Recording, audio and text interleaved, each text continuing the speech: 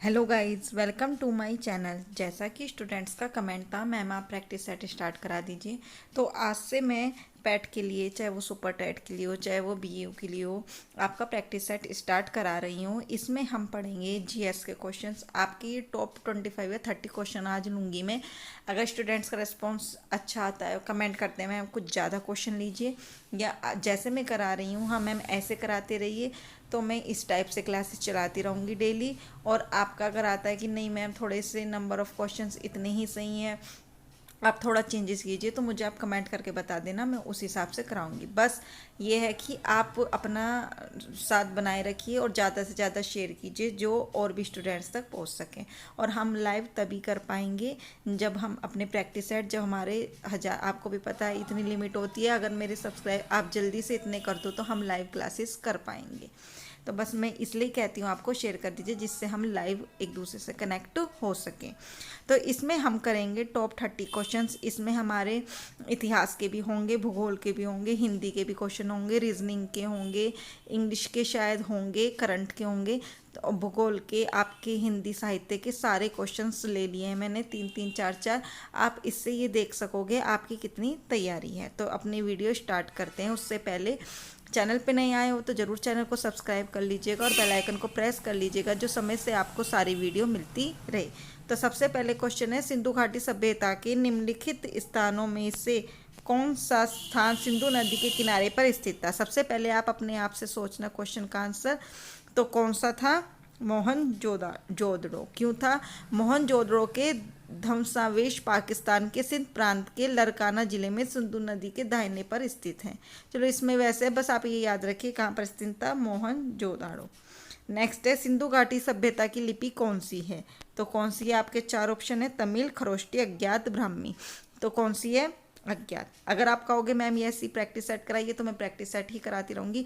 इसमें आपको one liner questions भी दिए हैं। ये आपका घटना चक्र से प्रैक्टिस सेट करा रही हूँ मैं, और भी बुक से मिलजुल के करा रही हूँ। अगर आपको इसके वन लाइनर क्वेश्चंस दे रखे हैं 5,000 से भी अधिक, अगर आप वन लाइनर क्वेश्चन करना चाहते हो तो कमेंट कर दीजिएगा। मैं हर सब्जेक्ट का वन लाइनर क्वेश्चन भी आपको प्रोवाइड करा दूंगी और पीडीएफ टेलीग्राम पर प्रोवाइड करा दूंगी। बस आप मुझे कमेंट करके ज़रूर बताइएगा। जैसे एक मेरी स्टूडेंट है स्वाति, उसे जो भी होता है वो कमेंट करके बताती है, तो मैं उसी हिसाब से उसको रिप्लाई करती हूँ। और मैं उसके हिसाब से कि हाँ स्टूडेंट्स एक्टिव हैं, वो चाहते हैं, तो मैं उसके हिसाब से वीडियो प्रोवाइड कराती हूँ।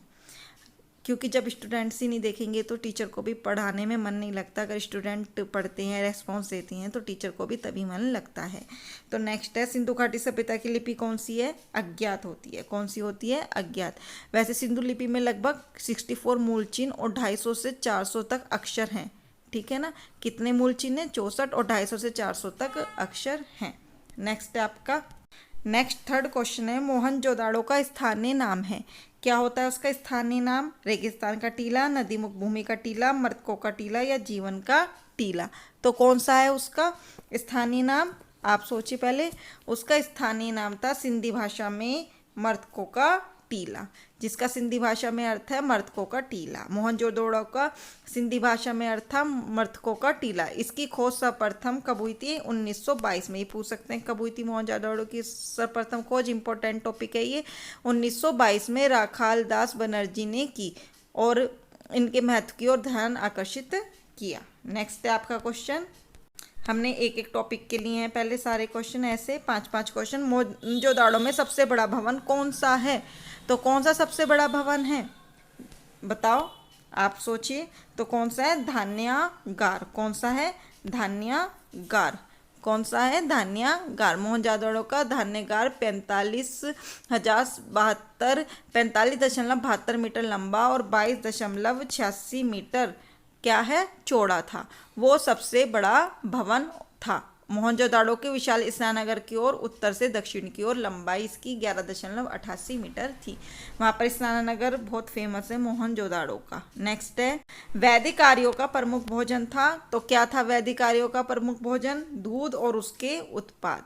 क्या था? दूध, घी, दही आदि इनका प्रमुख भोजन था। ऋग्वेद में दूध में जो डालकर शीर, पकौदन और दही में बनने वाले पनीर का उल्लेख मिलता है। तो इसका क्या था? दूध से ही पनीर बनता है, तो दूध और उसके उत्पाद इसका प्रमुख भोजन था। नेक्स्ट है आपका, भारत के भूगोल से, भारत के जननांकीय इतिहास में महाविभाजन का वर्ष है, तो कौन सा वर्ष है? 1921। कौन सा वर्ष है? 1921, जिसमें इतिहास में महाविभाजन का वर्ष दिया गया।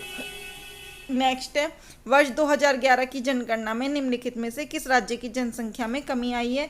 तो किस राज्य की जनसंख्या में सबसे कमी आई है?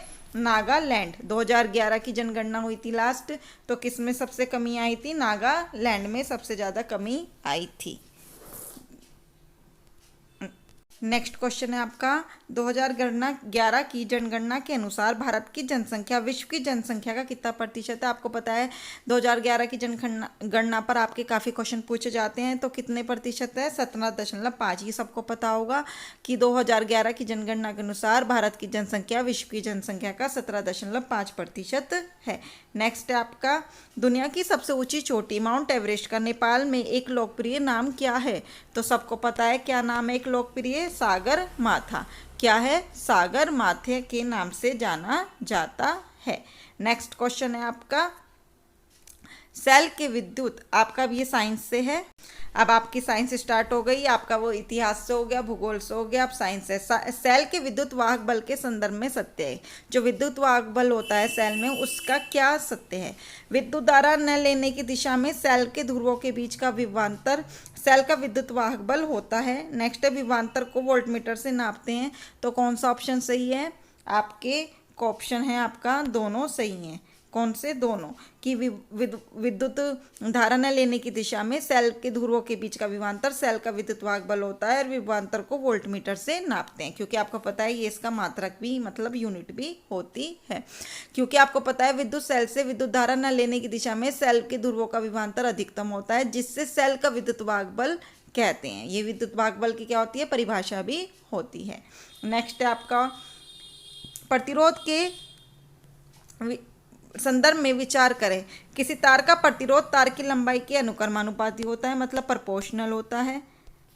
तार का प्रतिरोध तार के अनुप्रस्थ काट के क्षेत्रफल के व्युत्क्रमानुपाती होता है, मतलब रिवर्स जो इनडायरेक्ट प्रोपोर्शनली। और नेक्स्ट है, प्रतिरोध ऐसी राशि है जिस पर पदार्थ की प्रकृति का कोई प्रभाव नहीं पड़ता। तो कौन सा सही है इसमें? आपका देखो ऑप्शन, केवल एक सही है, या दोनों सही हैं, या तीनों सही हैं, या सेकंड और थर्ड सही है। तो इसमें से आपका सही है पहला और दूसरा, थर्ड आपका गलत है। पहला क्या था? किसी तार का प्रतिरोध तार की लंबाई के अनुक्रमानुपाती होता है, R प्रोपोर्शनल टू L, और तार का प्रतिरोध R से करते हैं, वो आपके क्षेत्रफल के व्युत्क्रमानुपाती होता है। तो आपका फॉर्मूला क्या हो गया? L/A ये होता है। फिर एक कांस्टेंट आ जाता है R equal to row L/A, ये आपका क्या बनता है? फॉर्मूला। ठीक है। नेक्स्ट है आपका, घरेलू विद्युत उपकरण किस क्रम में जुड़े होते हैं? तो जो हमारे घर में लाइट सप्लाई होती है वो किस क्रम में होती है? श्रेणी मतलब सीरीज में, समांतर पैरेलल में, मिश्रित मतलब कंबाइन में। तो किस में होती है आपकी? जो घर का आपका वायरिंग होती है, हमारे घर बिजली के बल्ब जैसे पंखे, हीटर, फ्रिज सब क्या होते हैं? समांतर क्रम में, क्योंकि श्रेणी में होते हैं, एक ही सीरीज से सारे जुड़े होते हैं, कि एक ही सीरीज चली सारे जुड़ गए, वहाँ पे कोई अलग पॉइंट नहीं होता। लेकिन हमारे घर में अलग अलग होते हैं कि लाइट का अलग, बिजली का अलग, तो ये सब किस में होते हैं? समांतर क्रम में, जहाँ पे सबकी अलग अलग पॉइंट दिए होते हैं। नहीं तो एक खराब हुआ बल्ब तो सारे खराब हो जाएंगे, तो इसलिए समांतर क्रम में जुड़े होते हैं। नेक्स्ट है आपका, धातुओं और मिश्र धातुओं और मिश्र धातुओं के प्रतिरोध के संदर्भ में सत्य कथन है। क्या है सत्य कथन? चांदी, तांबा तथा एल्युमिनियम का प्रतिरोध बहुत अधिक होता है। मिश्र धातुओं जैसे नाइक्रोम, मैग्नीन आदि का प्रतिरोध बहुत कम होता है। तो कौन सा सही है? कि पहला सही है, या दूसरा, या दोनों, या कोई नहीं? तो इसमें से आपका ऑप्शन सही आंसर है, बताइए, सोचिए आप। तो सही आंसर होगा डी, कोई नहीं। क्यों?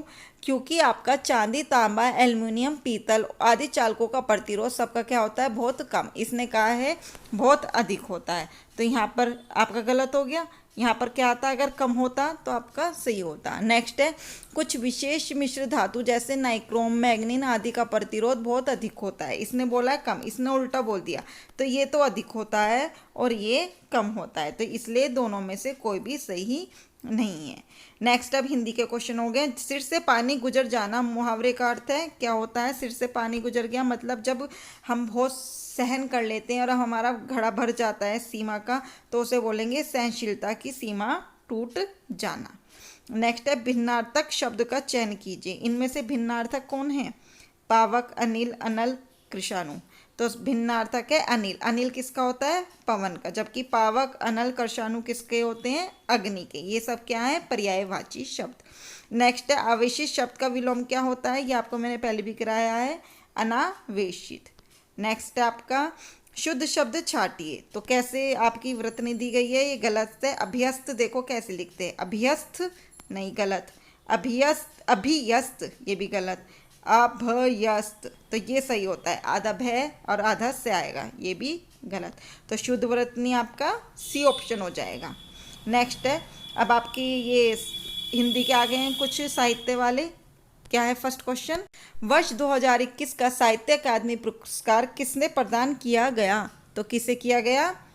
4 ऑप्शन दिए गए हैं, चित्रा मुदगल को, नंदकिशोर आचार्य को, नासिरा शर्मा को या दया प्रकाश सिन्हा को।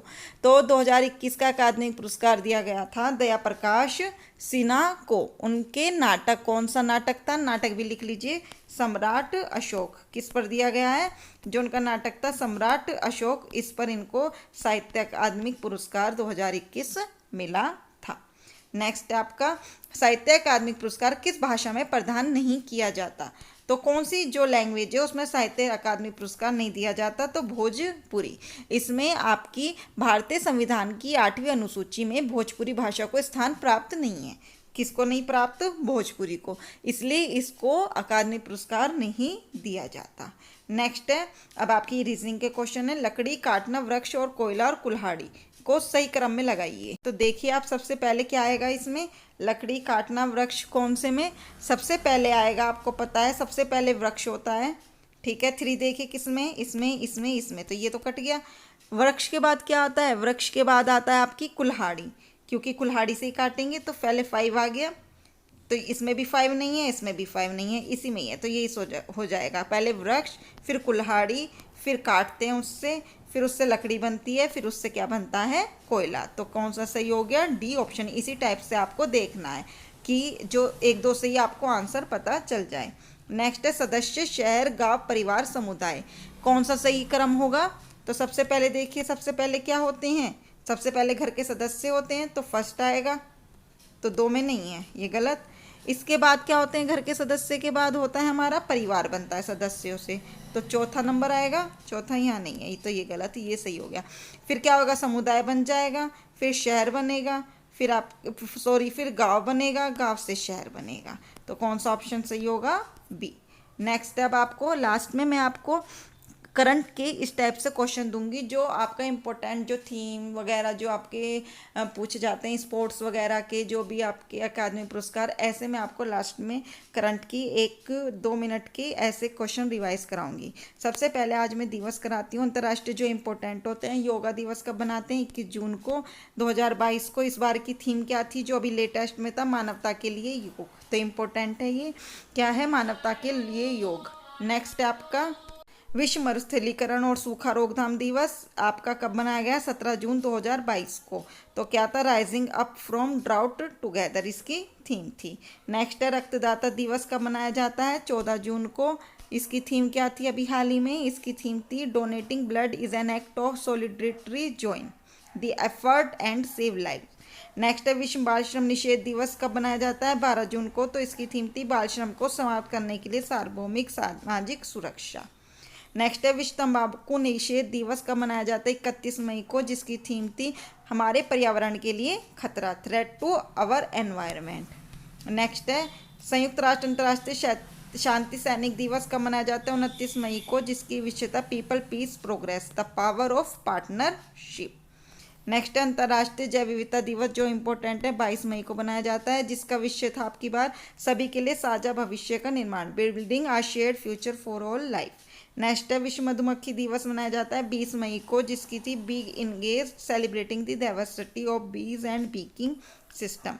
और लास्ट था, थोड़ा ही लिया है मैंने, अंतर्राष्ट्रीय थैलीसीमिया दिवस 8 मई को। मुख्य विषय था be aware share care, working with the global community as one to improve knowledge.